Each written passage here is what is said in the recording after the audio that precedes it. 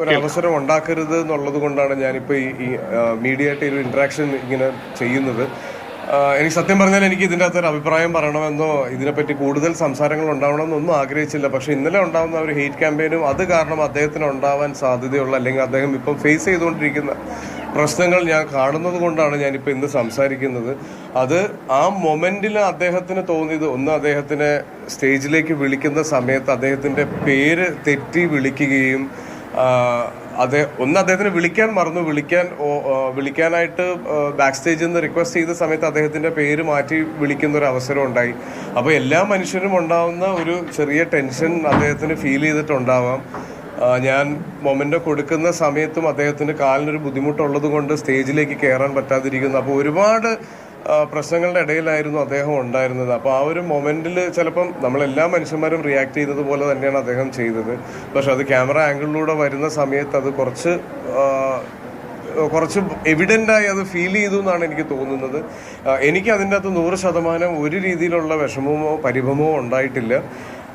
തീർച്ചയായിട്ടും ആ അവസരത്തിൽ അദ്ദേഹം അങ്ങനെ ചെയ്തിട്ടുണ്ടെങ്കിൽ അദ്ദേഹം അനുഭവിച്ചുകൊണ്ടിരുന്ന എന്തെങ്കിലും രീതിയിലുള്ള ഒരു പിരിമുറുക്കത്തിലായിരിക്കണം. അല്ലാതെ എനിക്ക് അതിൻ്റെ അകത്ത് ഒരു ബുദ്ധിമുട്ടും ഫീൽ ചെയ്തിട്ടില്ല. എൻ്റെ റിയാക്ഷനിൽ നിന്നും നിങ്ങൾക്ക് എല്ലാവർക്കും അറിയാം. ഞാനത് കൊടുത്ത് അദ്ദേഹം ജയരാജ് സാറിനെ വിളിക്കുന്ന സമയത്ത് ഞാൻ അവിടെ നിന്ന് മാറി നിൽക്കുകയും ചെയ്തു. കാര്യം എനിക്ക് അവിടെ ചെയ്യാനുള്ള കാര്യം ഞാൻ ചെയ്ത് കഴിഞ്ഞിരുന്നു. പിന്നെ ഞാൻ അവിടെ നിൽക്കുന്നതിൽ കാര്യമില്ല. അപ്പം ഞാൻ അങ്ങോട്ട് മാറിയിരിക്കുകയും ചെയ്തതാണ്. അത് ഇന്നലെ ഉച്ചയ്ക്കാണ്, എനിക്ക് നല്ല പനിയായിരുന്നു മിനിങ്ങാന്ന് മുതൽ. അപ്പോൾ ഇന്നലെ ഉച്ചയ്ക്കാണ് ഞാനിത് ഓൺലൈനിൽ ശ്രദ്ധിച്ചതും ഇതിന് എന്ത് മറുപടി പറയണം എന്നുള്ളത് ഒരു കൺഫ്യൂഷനിലുമായിരുന്നു ഞാൻ ഉണ്ടായിരുന്നത്. കാര്യം ഞാൻ പറയുന്ന ഒരു മറുപടി ഇത് വേറൊരു രീതിയിലേക്കോ അല്ലെങ്കിൽ വേറൊരു തലത്തിലേക്കോ ഒന്നും പോകാൻ പാടില്ല. കാര്യം ഇത് റിലീജിയസ് ആയ രീതിയിൽ വരെ ഇത് ഡിസ്കസ് ചെയ്യപ്പെടുന്ന ഒരു അവസ്ഥയിലേക്ക് എത്തി. അങ്ങനെ ഒന്നുമില്ല. അതൊരു മൊമെന്റിൽ അദ്ദേഹത്തിനുണ്ടായ ഒരു തോന്നൽ അല്ലെങ്കിൽ ഒരു മിസ്അണ്ടർസ്റ്റാൻഡിംഗ് ആണത്.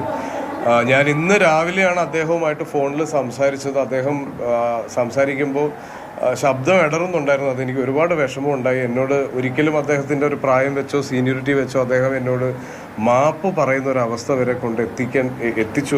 അദ്ദേഹം എന്നോട് അങ്ങനെയാണ് സംസാരിച്ചത്. അപ്പോൾ അതിലൊക്കെ എനിക്ക് ഒരുപാട് വിഷമമുണ്ട്.